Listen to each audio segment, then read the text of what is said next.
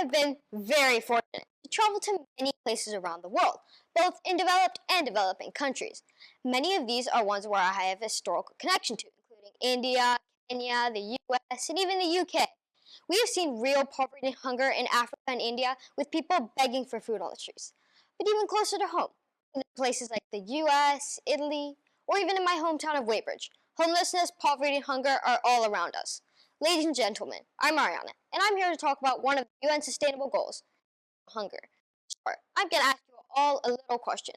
Have you ever skipped one meal before? Let me see a show of hands. If you did, you probably felt really hungry, and if you skipped a few in a row, you'd probably be starving and might even start to feel unwell. Now imagine, 1 in 3 people in the world have experienced this sensation, but they feel it permanently. That is every day, 24 hours a day. Did you know that hunger is the leading cause of death in the world? Firstly, why is there global hunger? There are 4 main reasons as to why people go hungry. The first is due to environmental problems such as droughts and floods, because then you can't grow enough healthy crops.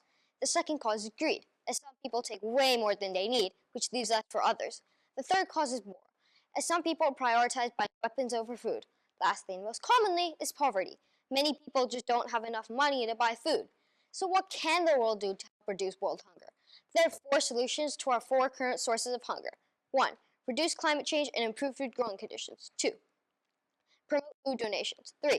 Private food banks. And 4. The government provide food supplies. Now let's dig into those a little deeper, starting with the first solution to improve food growing conditions. Reducing our impact on the environment and global warming should help reduce droughts and floods, which otherwise are causing shortages in supermarkets. In addition, farmers can benefit by using technology to help them grow more crops in the same area. For example, there are new technologies to help manage irrigation and plant feeding, which would be very helpful. As of 2025, over 8 billion people on the planet and an estimated 570 million farms worldwide, with over 500 million being considered family farms. The technology I just mentioned is mainly being used on the big farms, but we need to help the small family-operated farms to also grow more crops in the same area. So much of our problem is from the imbalance between people who consume an excess amount of food and people who don't have enough. Did you know that in the year 2000, the World Watch Institute reported that for the first time in human history, there were just as many overfed people on the planet as underfed?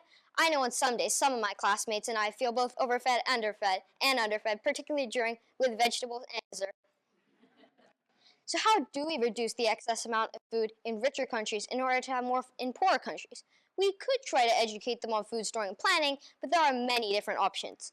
Another example of this imbalance occurs when we see for ourselves how a shocking amount of food is thrown away at restaurants after meals, which is a total waste when there are hungry people on the streets.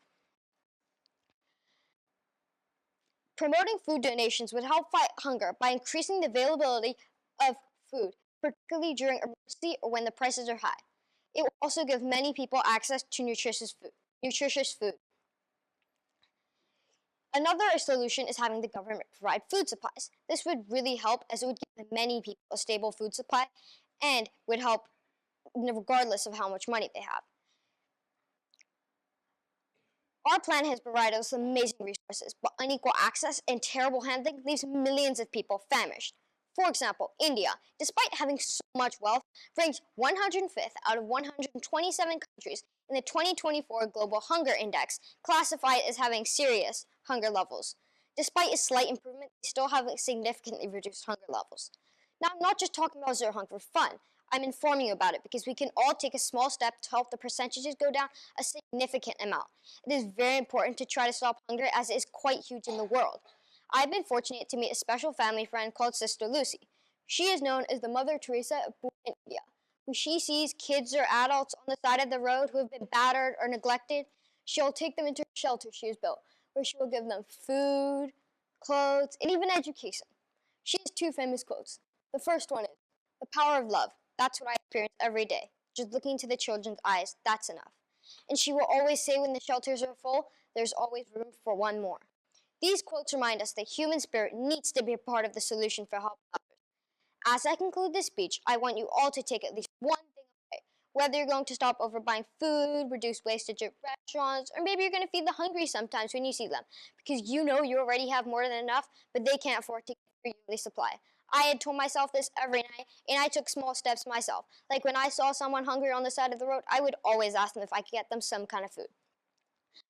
Eradicating global hunger would be a dramatic step in closing the gap between the rich and the poor, and would help children to focus on education and health, and would improve society overall. We must act together and act now. Thank you.